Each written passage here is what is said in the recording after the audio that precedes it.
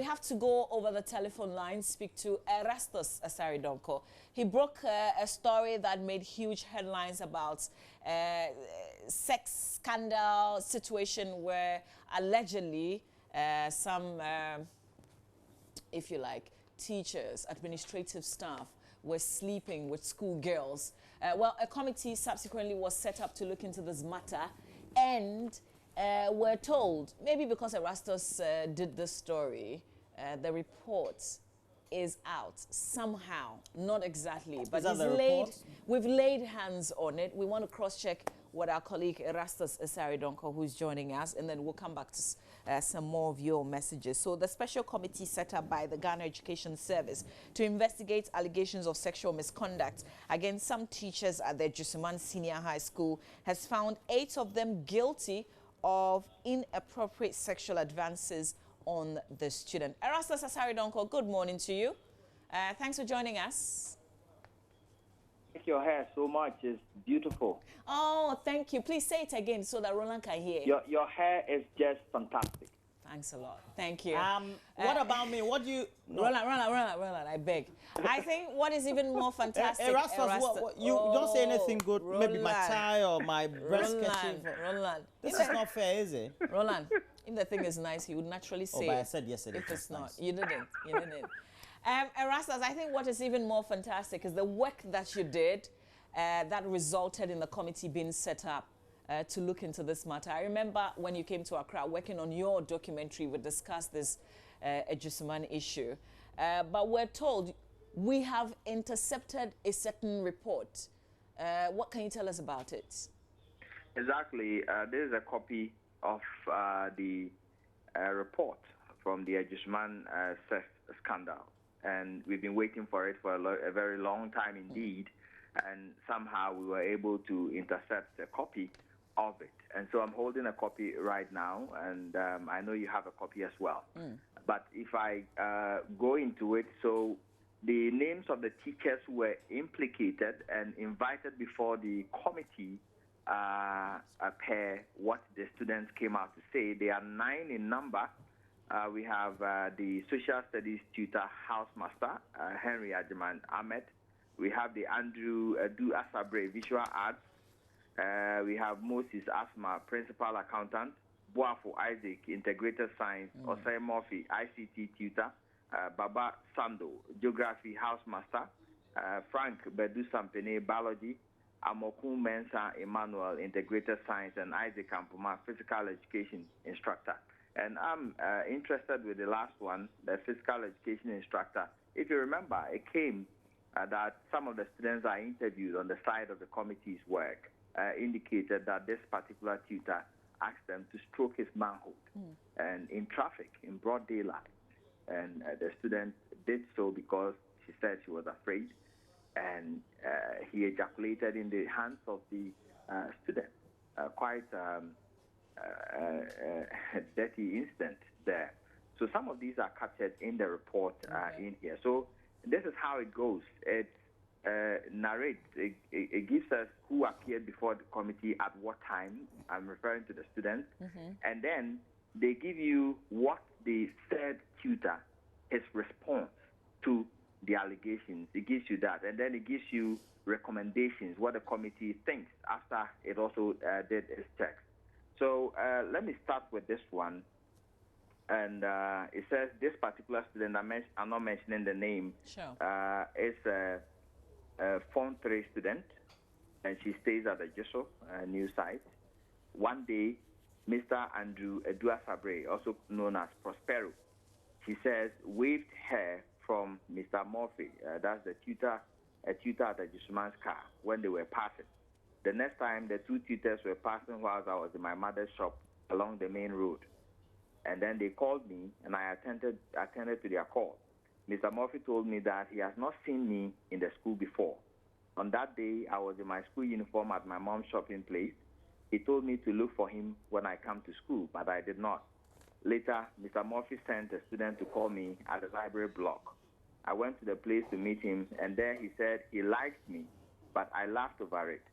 Somewhere in December 2017, Mr. Murphy called me and asked if I would agree to his proposal, but I disagreed. And one day, Mr. Murphy took my friend Anita Mensah, took my friend and I to a place to refresh us with lunch. And when we got to Hideout Pub and Guest House, the place was not open. When we moved to Jinapi's Guest House, that's on New Road, at the place I followed Mr. Murphy to a room, and my friend also followed Mr. Edua Sabre to another room. We spent 30 minutes, 1 hour, at the guest house, but no sexual intercourse happened, even though Mr. Murphy asked for sex.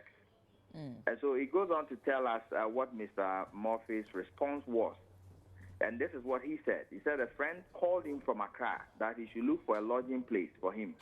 He said that he was accompanied by Mr. Andrew Edua Sabre, also known as Prospero, to Davian Hotel near Spiritan University College. He told the committee that he did not like the place. He said that his friend, Mr. Andrew, told him to check another lodging place called Hideout Pub and Guest House. On their way to the place, he saw the two female students and precisely near Ejisuman roundabout.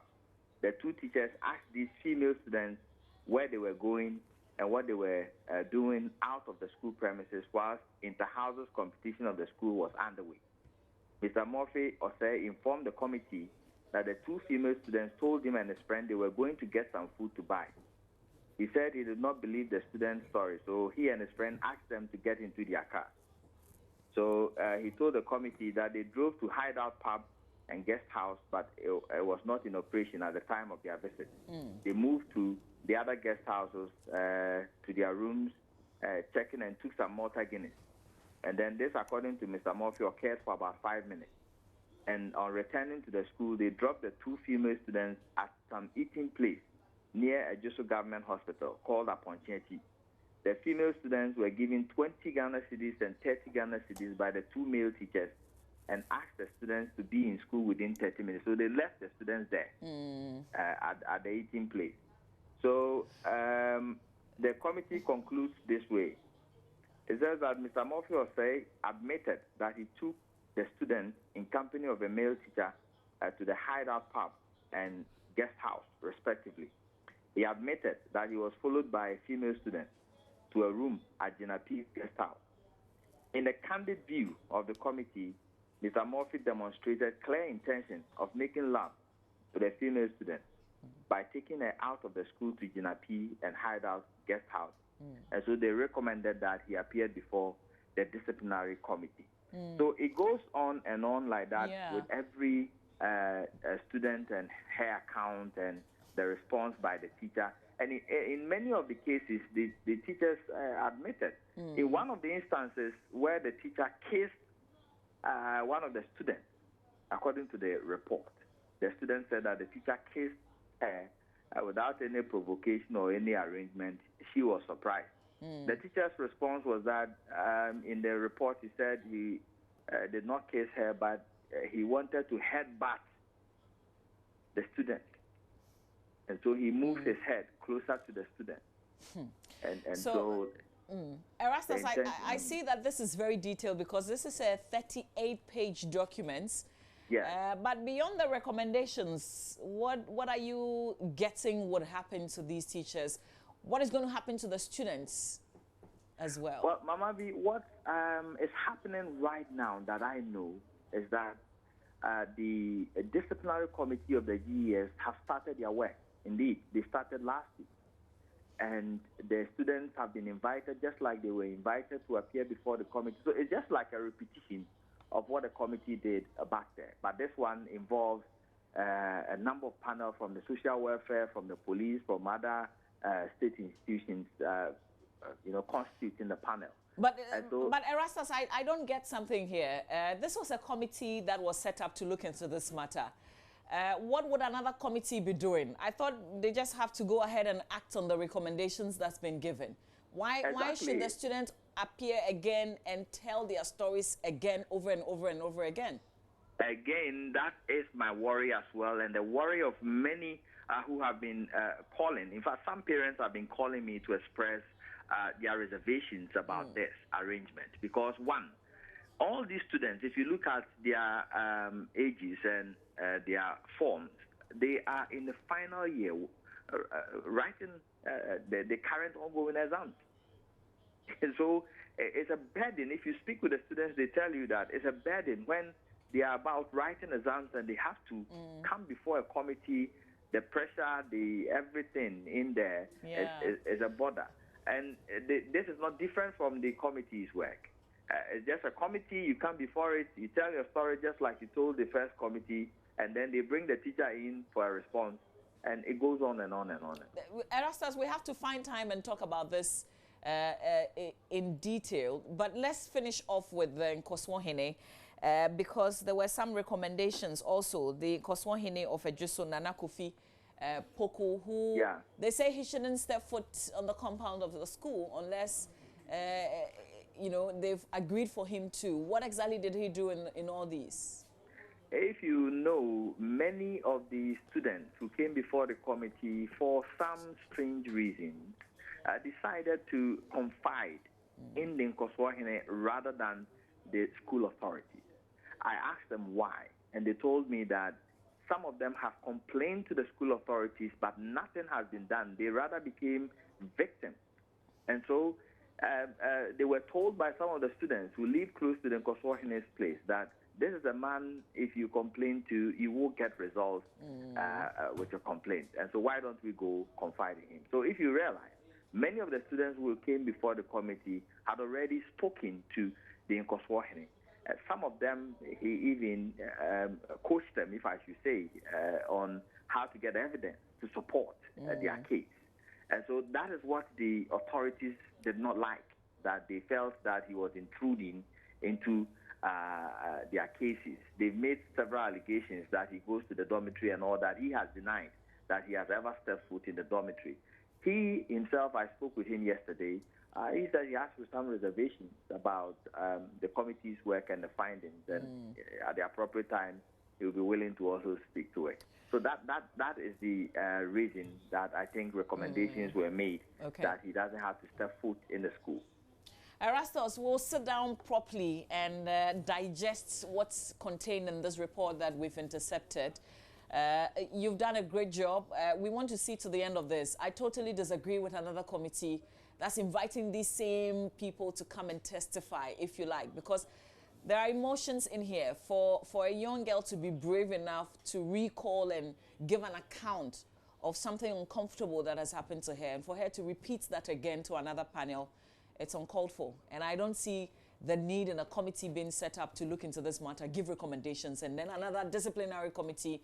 Go ahead and act. That's what we expect. So Erastus, I'll definitely come back to you. We will talk about this matter. It's not ending anytime soon. But thank you for the great job, and keep following this matter. Thank you very much. And I tell Raymond I like his tie. And my name is Roland. See, Roland, when you force things, that's what happens. You don't like the tie, yeah.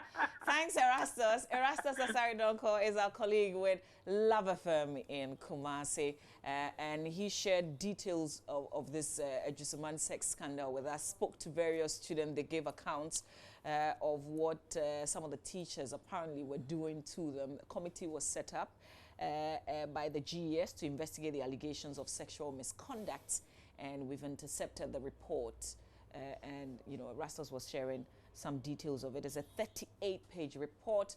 We will keep telling you what is contained in that report in the course of our programming here on Joy News all through the day today.